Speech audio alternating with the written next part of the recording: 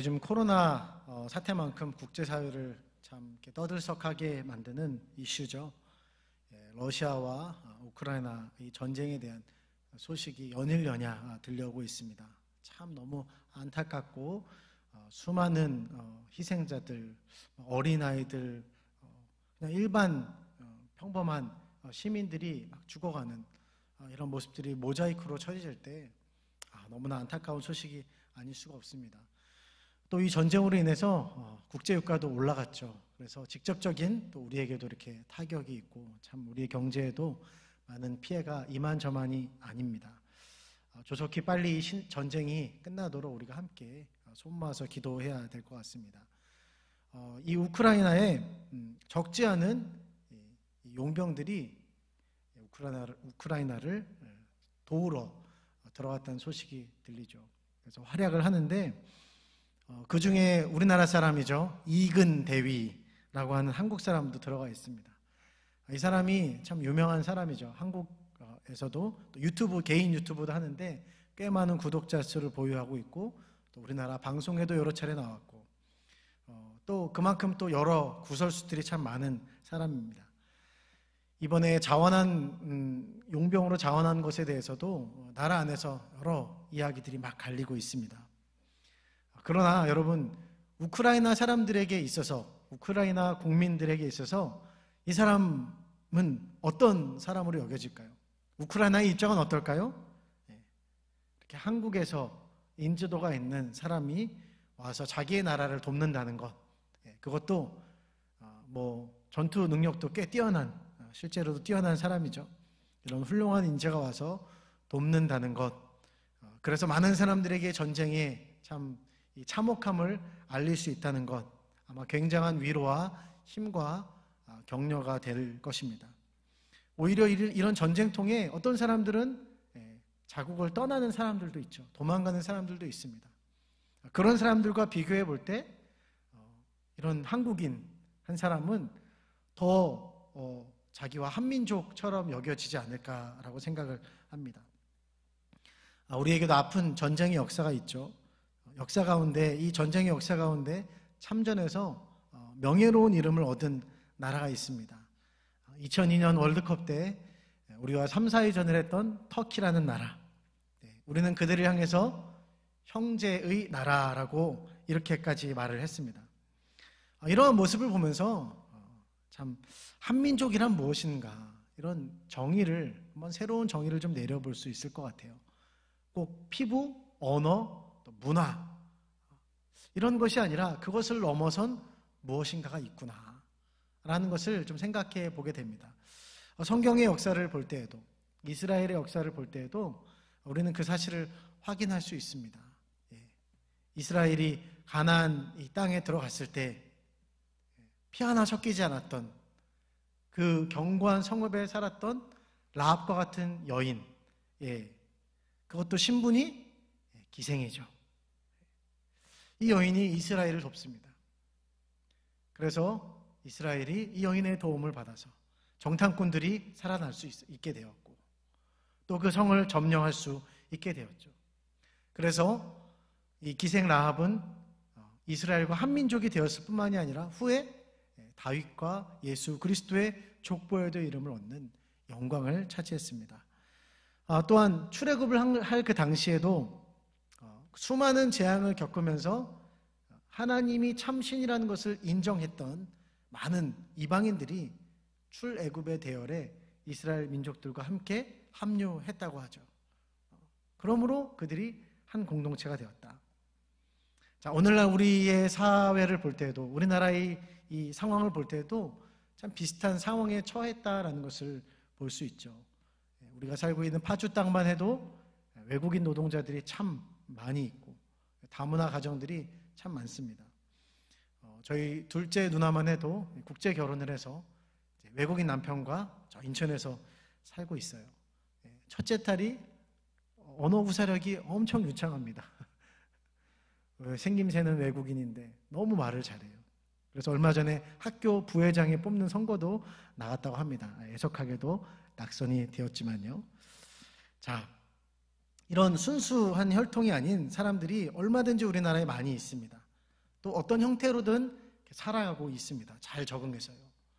중요한 것은 그들이 이 나라를 어떻게 생각하고 있는지, 애착을 갖고 있는지, 또 이 사회와 이 나라에 어떤 기여를 하고 있는지, 이것에 따라서 우리는 그들을 충분히 앞으로 새로운 우리의 한 민족이라고 아마 부를 수도 있지 않을까라는 생각을 해보게 됩니다.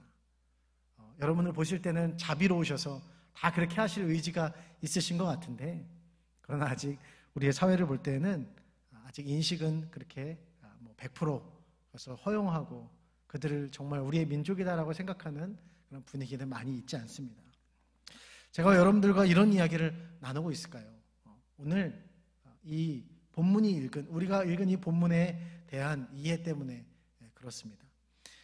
그 당시 유대인들이 가지고 있는 그런 생각은 민족주의, 선민의식, 우리만 특별하다.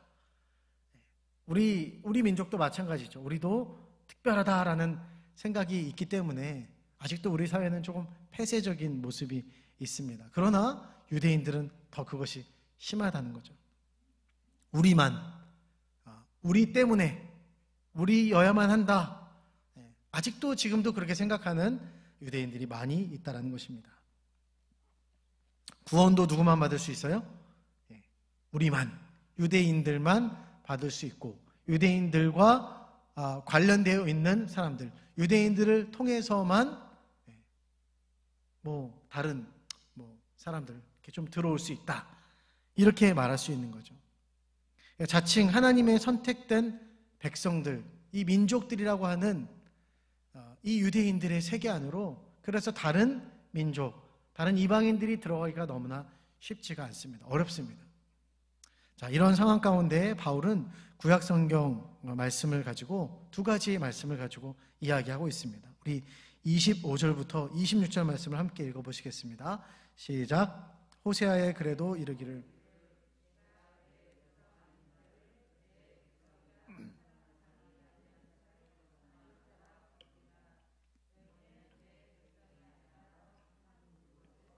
그들이 살아계신 하나님의 아들이라 일컬음을 받으리라 함과 같으니라. 아멘. 자, 호세아 선지자에게 하나님께서 어느 날 말씀하시죠. 야, 너는 가서 저 몸 파는 여자 고멜을 데려다가 아내로 삼아라. 그리고 그 여자를 아내로 삼을 뿐더러 그 아내와 자녀도 낳아라. 호세아가 그렇게 생각했겠죠. 결혼하고. 그것은 순종하기 어려운 명령이었지만 그럼에도 하나님의 말씀이기 때문에 결혼하면 나아지겠지. 저 여자가 다시는 그런 짓을 하지 않겠지. 나를 사랑하고 이제 내 자녀들을 낳고 정상적인 이제 가정을 꾸려서 살아갈 수 있겠지. 그런데 어떻게 되었습니까? 그렇게 바뀔 줄 알았던 인생, 이 고멜이 어떻게 하는 거예요? 자기에게 엄청난, 아무도 받아주지 않는, 누구도 자기를 거들떠보지 않는, 물론 육체적인 쾌락을 위해서는 찾지만, 그러나 그에게 사랑을 주지 않는 거죠. 여자로서 버림을 받은 그녀가 호세아에게 사랑을 받은 거예요. 호세아가 그녀에게 사랑을, 애정을 준 거예요. 그런데 바뀌어야 되는 이 인생이 바뀌지가 않고 집을 나가서 하던 또 그 더러운 행동을 반복합니다. 하나님은 자녀의 이름들을 짓게 하시죠. 뭐라고 합니까? 아들은 로암미, 딸은 로루아마. 뜻은 내 백성이 아닌 자, 긍휼을 입지 못한 자. 자, 이 사건은 하나님께서 이 타락한 이스라엘 백성들 때문에 너무나 화가 나셔서 하나님께서 호세아에게 그 마음을 깨닫게 하시고 그 선지자로 하여금 하나님의 마음을 전하게 하시기 위해서 지시한 일이었던 것입니다. 그리고 하나님 말씀처럼 하나님께서 말씀하신 대로 이스라엘 백성들을 버리셨습니다. 하나님께서 버리시면은 끝입니다. 하나님께서 버리시면은 그 다음에는 어느 누구도 중재를 할 수 있는 것도 아니에요.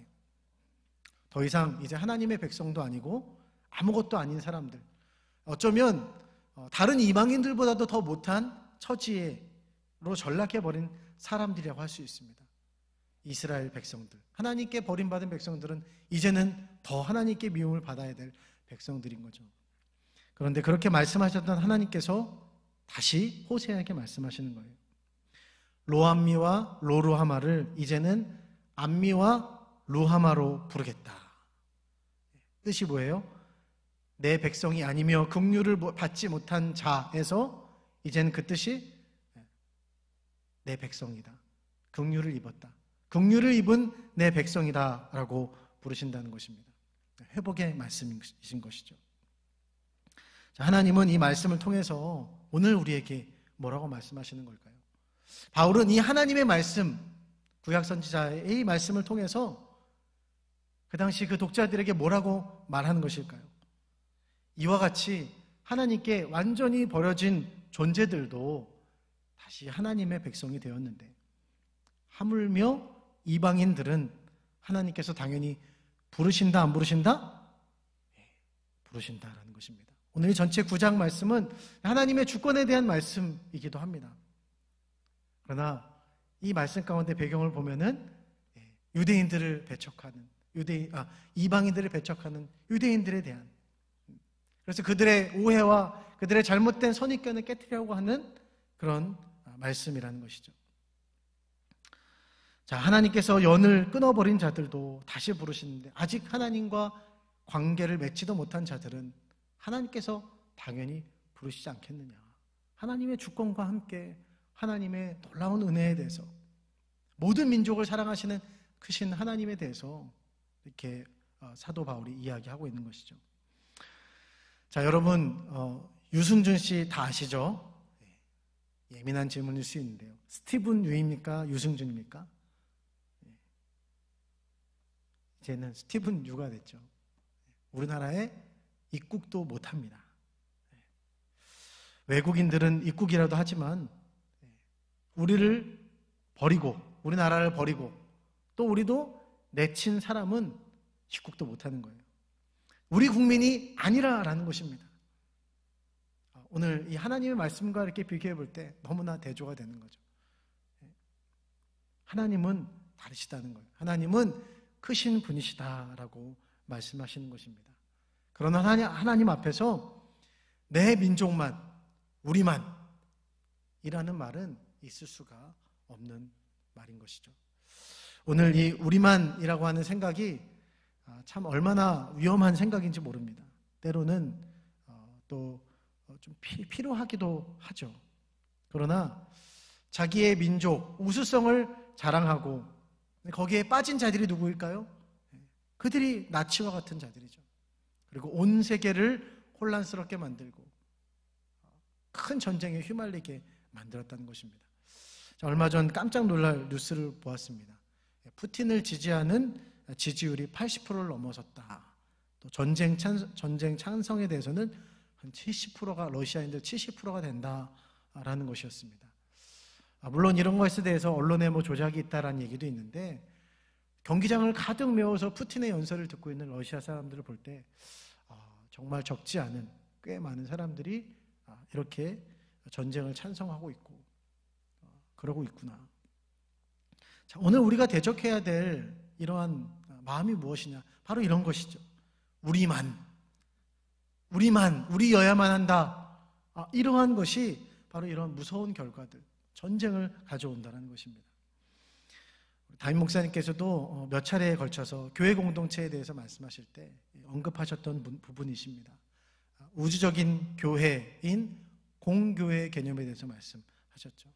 그래서 이 교회, 우리 교회만 생각할 것이 아니라 전체를 생각하고 기도해야 된다.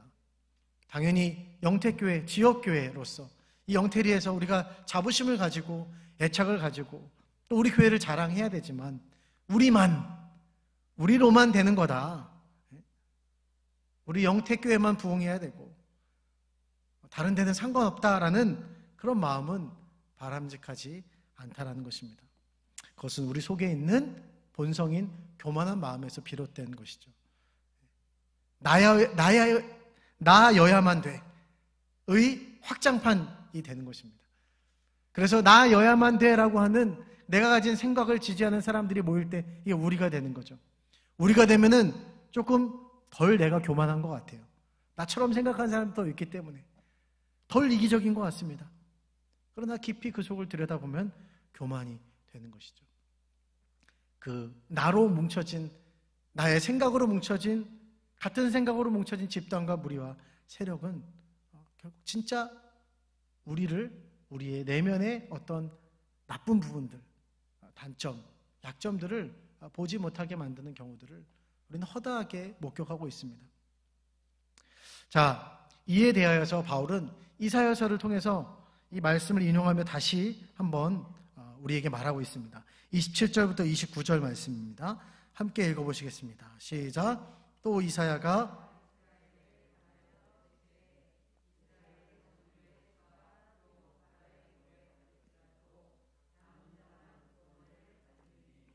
주께서 땅 위에서 그 말씀을 이루고 속히 시행하시리라 하셨느니라. 또한 이사야가 미리 말한 바 만일 만군의 주께서 우리에게 씨를 남겨두지 아니하셨더라면 우리가 소돔과 같이 되고 고모라와 같았으리로다 함과 같으니라. 아멘. 자, 누가 구원을 받는 것이라고 이야기하고 있어요? 이스라엘 민족만? 그 당시 대다수 유대인들이 이렇게 믿었다고 하죠. 하나님의 선택은 집단적이면서 민족적이다. 그러니까 유대인들 자신들은 구원을 받기 위해서 택함받은 그런 집단이다, 민족이다 라는 거죠. 그래서 결국 자기들 유대 민족은 결국에는 하나님의 심판 때 다 구원을 받게 될 것이다. 자, 이런 주장이 하나님의 입장에서는 어떻게 들릴까요? 하나님의 입장에서는 기가 찰 노릇이죠. 호세아와 같이 완전히 버렸다가 다시 택한 그런 은혜를 베푸셨는데 한다는 말이 뭐예요? 거봐라, 역시 우리는 구원을 받기 위해 결정되었다니까. 우리는 달라. 이렇게 말하는 것이죠. 은혜가 반복되고 호의가 반복되니까 이거를 당연한 권리로 여겨요. 그 권리로 아는 모습이 이들 속에 있다는 것입니다. 그러나 이사야는 분명히 말하고 있죠. 유대인들이라서, 유대인 민족이라서 구원을 받는 게 아니야. 집이 뼈대에 있는 신앙의 가문이라서 구원을 받는 게 아니야. 목사 집안이라서, 장로 집안이라서, 직분자의 집안이라서 구원을 받는 게 아니야. 누가 구원을 받는다? 남은 자가 구원을 받는다. 누가 구원을 받는다고요? 남은 자. 여러분, 남은 자란 누구일까요? 여러분이 생각할 때 남은 자는 어떤 사람입니까? 우리입니까? 아멘을 왜 안 하시죠? 여러분, 남은 자 생각하면서 전쟁을 한번 생각해 보게 됐어요. 서두에도 전쟁 이야기를 했지만 전쟁 통해 살아남은 사람들을, 그 남은 자들을 한번 생각해 보십시다. 이들이 뭘 잘해서, 능력이 좋아서 살아남은 걸까요? 아니죠. 물론 본인도 살아남기 위해서, 남은 자가 되기 위해서 애를 썼을 거예요. 최선을 다했겠죠.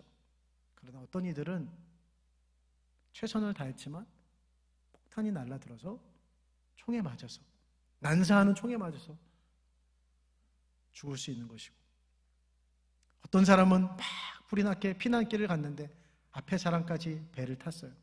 나는 배가 끊겼어요. 그것을 놓쳐서 그만 목숨을 잃고 살아남으려고 노력했는데 어떤 이들은 살고 어떤 이들은 살아남지 못했습니다. 여러분, 남은 겁니까? 아니면 남겨진 겁니까? 남겨진 거죠. 29절을 보니까 그래서 이사야가 이렇게 고백을 하고 있습니다. 만군의 주님께서 우리에게 씨를 남겨주지 않으셨다라면 우리는 소돔과 같이 되고 고모라와 같이 되었을 것이다. 이사야를 통해서 하나님께서 무엇을 말씀하셨어요? 너네라서, 너네가 율법을 먼저 알고 그것을 잘 지켜서 구원을 받게 된 줄 아냐? 아니다.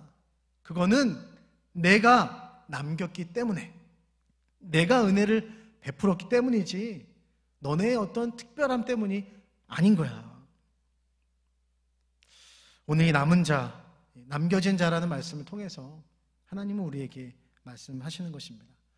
구원은 인간에게 달려있는 것이 아니라, 인간의 어떠함에 달려있는 것이 아니라, 그 수고에 달려있는 것이 아니라 노력에 달려있는 것이 아니라 철저히 그 구원은 하나님의 주권이다.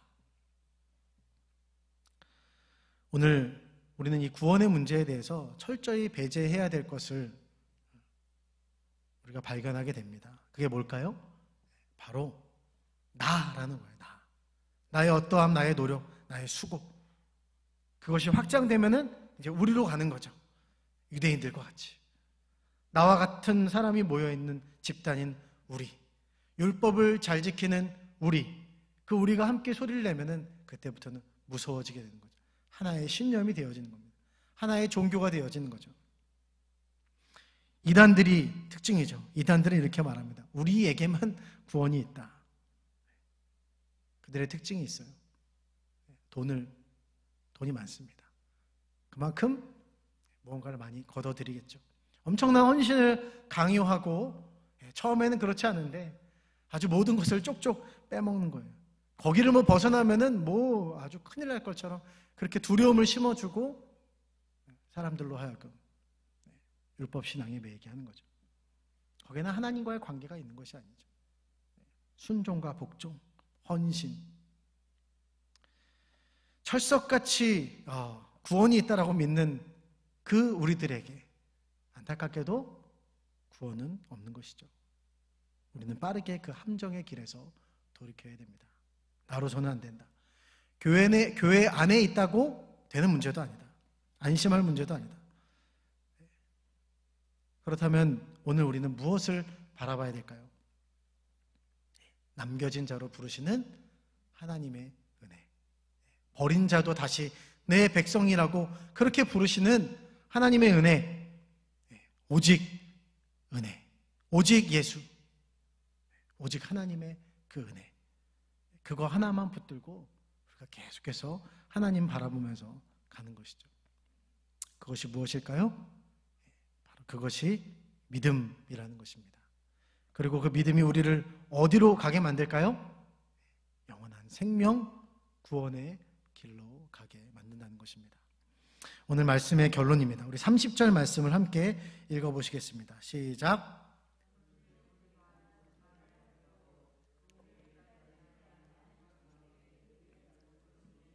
곧 믿음에서 난 의요. 이 말씀 가운데 의라고 하는 말이 3번이나 나와 있습니다. 의를 따르지 아니한이라고 나오는 첫 번째 의란 것은 하나님을 먼저 알고 하나님과 먼저 관계를 맺음으로 인해서 하나님 백성들에게 주신 그런 율법이죠. 율법을 추구하는 그런 이스라엘 백성들, 그들은 의를 추구하는 거죠. 이 의라는 것은 바로 율법을 지킴으로 인해서 율법을 따라 행동하는 그런 행동이라고 말할 수 있습니다.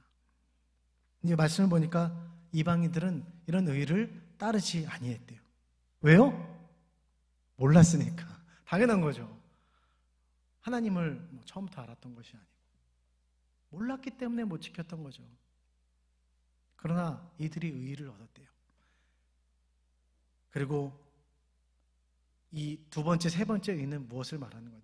이 얻은 의는 그들의 어떤 행위 때문에 얻어진 그런 의가 아닌 것입니다. 어떤 의예요? 믿음으로 말미암은, 믿음에서 난 의다. 그들이 실제로는 그렇게 되게 의롭다고 할 만한 그런 사람들일까요? 너무나 부족하죠. 아직도 이방인들의 그런 옛 습관들도 남아있는, 그런 욕망도 남아있는, 죄성도 남아있는, 그래서 그들을 율법을 제대로 지키지도 못할 그런 위인들도 아닌, 그래서 그들을 의인이라고 부를 수도 없고 의가 있다라고 말할 수도 없는, 세상적 기준으로 볼 때는 너무나 부족한 사람들입니다. 그러나 하나님께서 말씀하시는 거죠. 그들은 의롭다. 왜? 믿음에서 났기 때문에. 그래서 이것을 칭의라고 하는 것이죠. 성경은 말합니다. 율법도 모르고 뭣도 모르는 이방인들이 의를 얻었다. 곧 구원을 받았다는 말씀입니다. 무엇 때문에? 자신들을 긍휼히 여기셔서 이 땅에 예수 그리스도 그 독생자를 보내신 하나님의 은혜와 사랑을 깨달았기 때문에, 그렇기 때문에 전적으로 그것을 믿은 것이죠.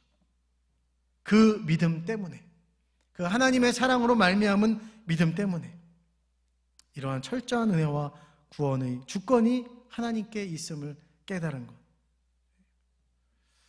그것 때문에 오늘 우리는 이것이 우리 신앙생활에서 전부이며 얼마나 중요한지 우리도 너무나 잘 알고 있습니다. 그러나 여러분, 실상에서 우리의 모습은 어떻습니까? 자꾸 잊어버리는 거죠. 자꾸 이것을 잊고 잊으니까 어떻게 해요? 자꾸 만회해 보려고 노력을 합니다. 이런 수고 저런 수고 온갖 노력을 다 하는 거죠. 그래서 조금 잘 될 때가 있죠. 잘하면 쉽게 교만하는 거예요. 아, 역시 그렇지. 그러다가 이걸 좀 못하게 되면, 잘 지키지 못하고 뭔가 흐트러지면 정죄감에 막 빠지는 거죠. 나는 구원받은 사람이 맞나? 열심은 있는데 자꾸 지칩니다. 이것이 내 노력으로만 하는 신앙생활의 결과라는 것이죠. 시대를 대표하는 복음주의자이신 존 파이퍼 목사님이라는 분이 계십니다. 이분이 이런 말씀을 하셨어요. 하나님의 은혜를 떠나서는 누구도 하나님의 거룩하심을 기뻐할 수 없고 하나님의 주권에 즐거이 복종할 수 없다. 인간은 어떻게든 제 힘을 의지하려 할 뿐이지 모든 소망을 하나님의 과분한 자비에 둘 마음이 없다. 그런 반항심을 숨기는 주된 방법 중 하나가 바로 종교다. 여러분, 오늘 우리는 어떻습니까? 우리의 신앙생활은 어떻습니까? 여러분의 모습과 여러분이 하고 있는 신앙생활의 모습을 보면서 여러분 어떻습니까? 철저히 하나님의 주권과 은혜를 바라보면서 이 자리 가운데 있습니까? 아니면 하나님의 또 은혜만을 기대하는 그런 마음이 우리 가운데 있습니까? 오늘 하나님은 우리의 이러한 모습을 믿음이라고 말씀하시는 거예요. 교리적으로나 성경적으로 우리가 많은 것을 해박하게 알지 못한다 할지라도, 유대인들과 같이 엄청난 율법을 지키지 못한다 할지라도, 그러나 오직 한 가지, 하나님의 은혜를 생각하면서 그것을 기대하면서 바라보는 그 마음, 바로 하나님은 그것을 우리의 믿음이라고 말씀하시고 그 믿음을 통해서 구원에 이른다라고 말씀하십니다. 여러분, 신실함이라는 단어를 잘 알고 계실 거예요. 변하지 않는 꾸준함, 충성스러움이라고 말할 때 신실함이라는 단어를 씁니다.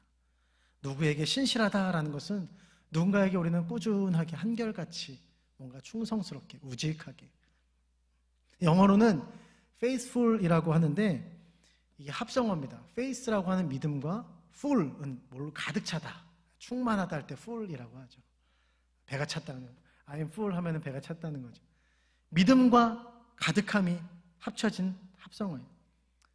신실함이라는 단어가, 이 단어 속에서 우리가 두 가지 의미를 좀 발견하는 것 같습니다. 하나는 신실함이란 믿음직스러운 모습으로 가득한 거예요.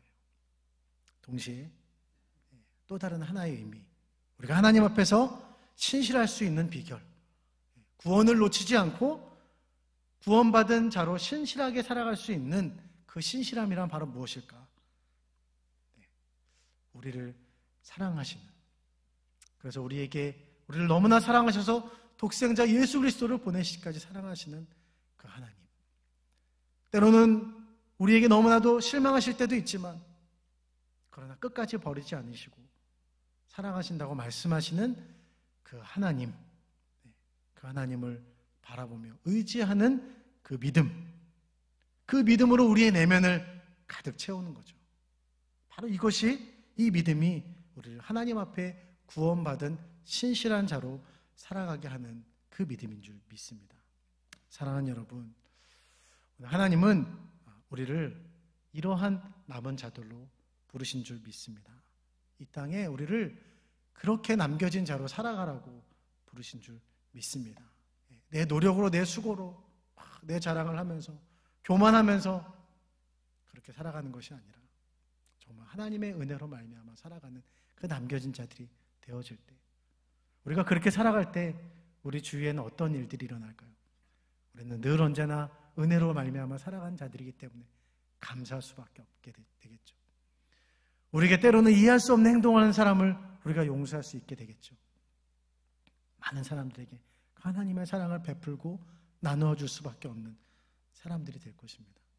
바로 그런 우리 남겨진 자들을 통해서 세상은 희망을 보고 빛을 보고 하나님의 구원 가운데로 우리와 함께 들어가게 되는 줄 믿습니다. 하나님의 편에서 보실 때 새로운 백성이요 새로운 나라가 있습니다. 아까 서두에도 말씀드렸지만 한민족에 대한 새로운 개념이 있죠. 그것과 마찬가지로 하나님 편에서 볼 때 새로운 한민족을 바라보시는 그 새 민족은, 새 백성은 누구일까요?